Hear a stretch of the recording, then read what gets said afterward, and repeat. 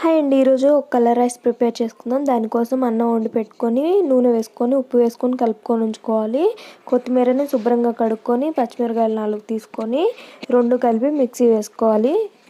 దీంట్లో కొంచెం వాటర్ పోసుకొని ఇలా మిక్సీ వేసుకున్న తర్వాత దీంట్లోకి మీరు కావాలనుకుంటే అల్లం వెల్లిపాయలు కూడా మిక్సీలోనే వేసేసుకోవచ్చు. ఇలా ప్యూరీ చేసుకొని దీనికోసం తాలింపు బాండి పెట్టి తాలింపు వేసుకొని తాలింపు వేగిన తర్వాత దీంట్లో కొంచెం పచ్చిపప్పు వేసుకోవాలి. పచ్చిపప్పు వేసుకొని ఫ్రై అయిపోయిన తర్వాత ప్యూరీని వేసుకోవాలండి. ప్యూరీని మొత్తం వేసుకొని మొత్తం నీళ్ళని ఇనికిపోయే వరకు ఉంచుకోవాలి. ఇలా మొత్తం పచ్చివాసన అంతా పోయిన తర్వాత ఈ పేస్ట్ని తీసుకొని అన్నంలోకి వేసుకోవాలి. ఈ అన్నంలో శనగిత్తనాలు జీడిపప్పులు కూడా వేసుకుంటే చాలా టేస్టీగా ఉంటుంది.